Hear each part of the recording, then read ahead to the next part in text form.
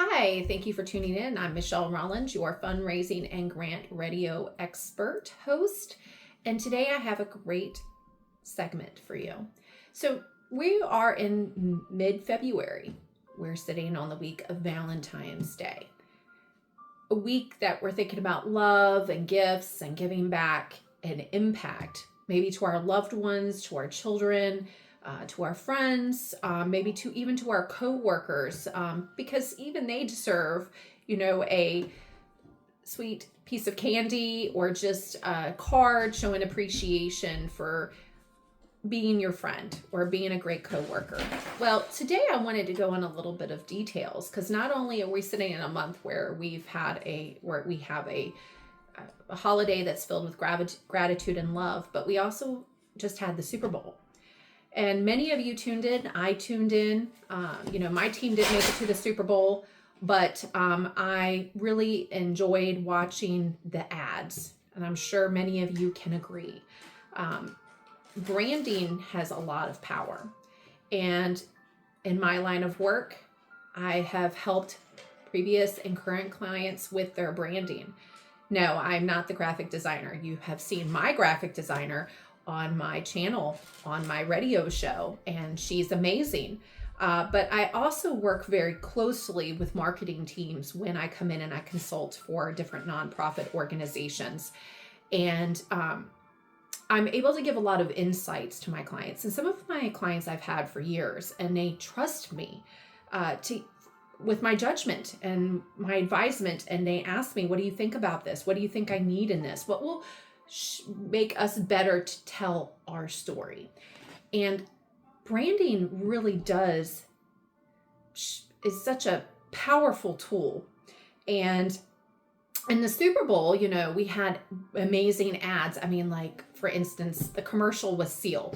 Come on. I grew up watching Batman, and I remember being on vacation and with my cousins, and we went to see the movie, and Seal, that was like the song of that year in the 90s. And that commercial was amazing. Did we just listen to Seal look like a seal while he's singing Kiss from a Rose? How cool is that? And that had a lot of power behind it. And we all can agree, we can recall that commercial even a couple days later. And I bet even by the time we get to the end of the year or next year when the Super Bowl comes on again, we will recall that commercial.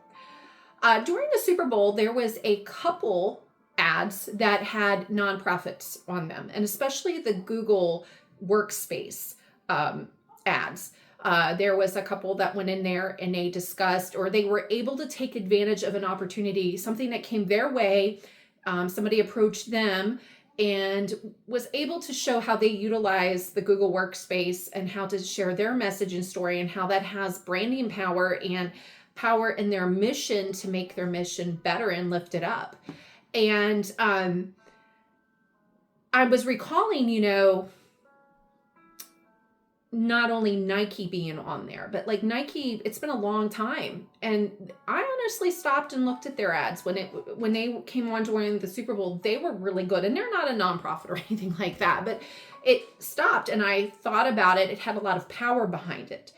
And when I think about my clients in the past, I've had a couple where I've really sat and helped them kind of dissect their ideas of their brand, their logo, what they can do better to bring in more funding. And I've helped with their font, to their alignment, to the way that their forms for the sponsors look, to even when it comes to their logo. And again, I'm not a graphic designer. My degree is not in graphic designing. I do love art. I do have a passion. If you've tuned in my other shows, you do know that. When I was a child, I loved drawing.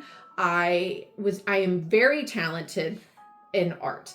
I come from a great family line that is very talented in art. And when I stayed in my summers, every summer with my grandparents, there was always a new piece of artwork down in the basement of my grandparents' house. And there was always something new that my grandfather had a drawing of some sort or a plan of action for his home or an addition to his house or something for his students, because just like me and my many purposes and how it's led me to where I'm at, which I've talked about before, he's also, he's a veteran. He's still alive today. He's in his late 90s.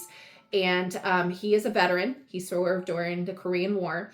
And he had the pleasure of traveling all around the United States, doing amazing things, having an impact on people, and having so many great experiences even after he left the military, and having a great big family.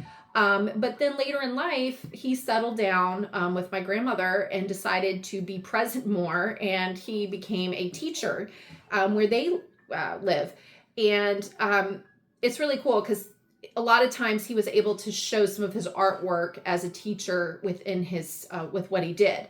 And it's just, while I never pursued it in college, I just continued to dabble in it on my own time. As my children were, growing up, I would find ways to craft and ways to make things better for them. And I'm really creative. So it's really awesome that my clients trust me with that. And a couple years ago, when I brought on one of my current clients, one of the things that we talked about and I helped him work through was his sponsor forms and his logo and the placement, so we could put together a really nice layout for sponsors for his various programs that support disabled veterans.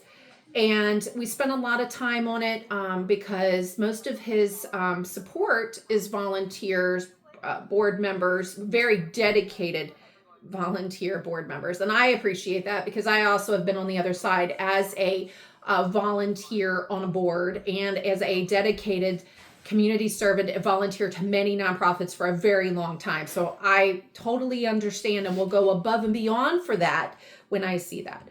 And we spent a lot of time with that placement, telling and sharing the story.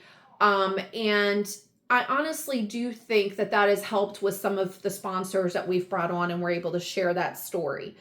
And then we're able to share more current pictures and more current stories, because now we've dabbled into a couple grantees where we've had to make videos. And again, I'm not a graphic designer.